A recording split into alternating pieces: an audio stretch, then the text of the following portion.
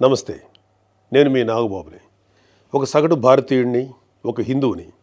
అదేంటి మీరంతా నాస్తికుడు అనుకుంటున్న నాగబాబు హిందువుని అంటున్నాడని అనుకుంటున్నారా? ఆదిశంకరుల అద్వైతం, రమణుల ఆత్మజ్ఞానం, వీళ్ళిద్దరూ చెప్పిన నిరాకార స్వరూపమైనటువంటి ఆ పరమాత్మను నమ్ముతాను.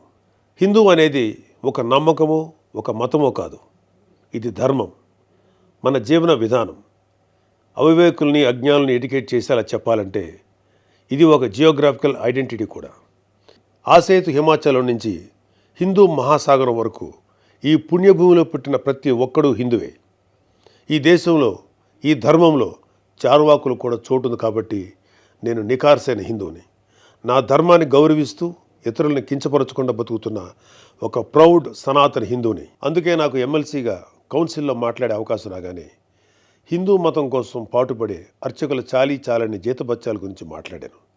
మరి వైసీపీ నాయకుల సంగతి ఏంటంటారు? రండి చూద్దాం.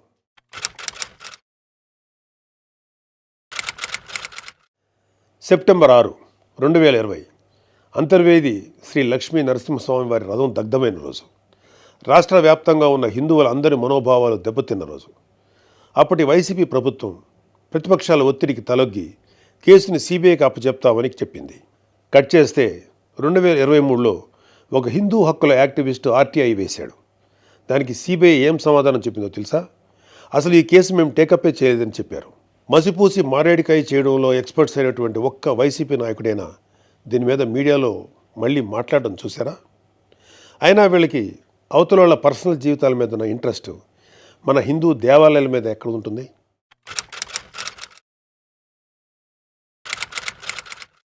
డిసెంబర్ 2020 రామతీర్థం రాముడు మనకు ఒక దైవం. మహావిష్ణువు అవతారం మాత్రమే కాదు, అంతకు మించి ఈ దేశం తాలూకు ఆస్తిత్వం రామకథలో ఉంది. ఒక మనిషి ధార్మికంగా ఎలా బ్రతకాలో రామాయణం చెప్తుంది. రామాయణంలో మారీచుడు చెప్తాడు, రామో విగ్రహవాన్ ధర్మ సాధు సత్య పరాక్రమ అని. ఈ భూమి మీద రాశీభూతమైన ధర్మమే శ్రీరాముడిని నమ్మే జాతి మనది. అలాంటి రాముడి శిరస్సును నరికినా పట్టించుకోని ప్రభుత్వం వైసీపీ ప్రభుత్వం. అప్పటి ప్రభుత్వం ఇన్వెస్టిగేషన్లో చూపించిన నిర్లక్ష్యం వల్ల దీని వెనుకున్న అసలు దోషులను శిక్షించలేక ఏదో నామకే వాస్తే కేసులు పెట్టి దీన్ని నీరు కార్చారు. అయినా మీకు మీ మంత్రులకి రిలీజ్ సినిమాలకు రివ్యూలు ఇవ్వడం మీద ఉన్న శ్రద్ధ రాముడి మీద ఎందుకు ఉంటుంది?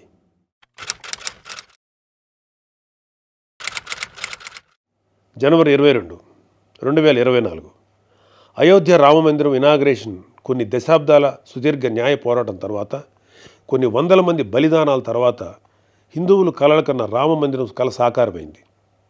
దేశమంతా ఒక పండగలాగా దీన్ని సెలబ్రేట్ చేసుకున్నారు.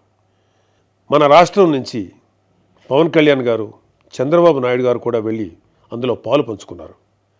కానీ ఈరోజు హిందువుల మీద ఎక్కడ లేని ప్రేమ వలకపోస్తున్న వైసీపీ నాయకుడు గారు కనీసం ఫార్మాలిటీకైనా ఒక ట్వీట్ కానీ ఒక వీడియో బయట కానీ పెట్టారా?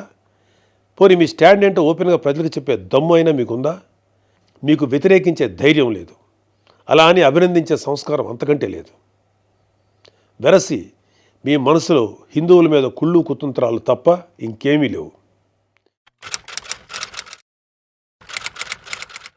టీటీడీ భక్తులకి భగవంతుడిని దూరం చేసిన వైసీపీ పూట గడవని పేదవాడి దగ్గర నుంచి వజ్రాల కిరీటాలు చేయించే కోటీశ్వర్ల వరకు అందరి కోరిక ఒకటే.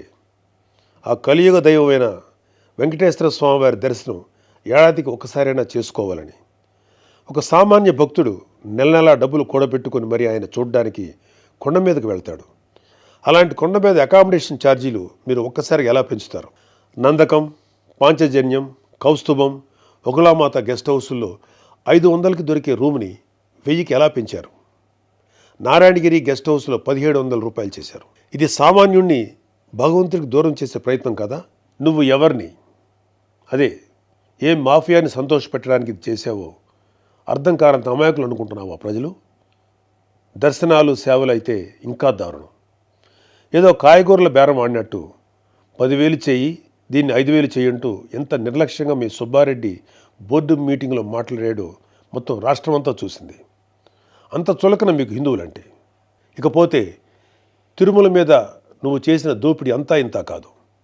ఒకే ఒక ఉదాహరణ చెప్పాలంటే టీటీడీ కామన్ గుడ్ ఫండ్కి ఇచ్చే కాంట్రిబ్యూషన్ 2.5 కోట్లు ఉండేది. దీన్ని సెప్టెంబర్ 2021లో 50 కోట్లకు ఒక్కసారిగా పెంచేశాం.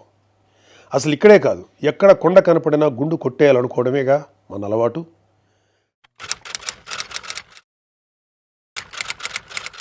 Declaration form. ప్రతి రిలీజియస్ ఇన్స్టిట్యూట్కి ఒక సాంప్రదాయం ఉంటుంది. దాన్ని గౌరవించడం మన ధర్మం. యుధా రాజా తదా ప్రజ అంటారు. నాయకులే రూల్స్ ఫాలో కాకపోతే ఇంకా ప్రజలు ఏం ఫాలో అవుతారు? అయినా బాధ్యత గురించి వైసీపీకి చెప్పడం చెవిటోడి చెవిలో శంఖం ఊదినట్టే. పవన్ కళ్యాణ్ గారు ఆయన కూతురు పొలినాని తిరుమల తీసుకువెళ్ళినప్పుడు ఆ అమ్మాయి మైనర్ అయినా కూడా ఒక గార్డియన్గా ఆ అమ్మాయి తరఫున డిక్లరేషన్ ఇచ్చారు. పవన్ కళ్యాణ్ గారి సతీమణి అన్నాగారు కూడా డిక్లరేషన్ ఇచ్చారు. ఇంత ఎందుకు, ఈ దేశ రాష్ట్రపతి అబ్దుల్ కలాం గారు కూడా తిరుమలలో డిక్లరేషన్ ఫామ్ పైన సంతకం చేసి అక్కడి నుంచి సాంప్రదాయాన్ని గౌరవించారు. నువ్వు కలాం గారి కన్నా గొప్పోడివా? డిక్లరేషన్ ఇవ్వకుండా వెళ్ళటమే కాక మీ మంత్రి వచ్చి ఆడి అమ్మ మొగుడు కట్టాడా తిరుపతి గుడి అని అంటాడా? అలా తలపగురు మాటలు మాట్లాడితేనే జనాలు 151లో మధ్యన 5 తీసేసి 11 ఇచ్చారు. అయినా నువ్వు ఏమైనా మారావా? లేదు. డిక్లరేషన్ అడిగారు అని తిరుమల పర్యటన క్యాన్సిల్ చేసుకున్న చరిత్ర ఉంది.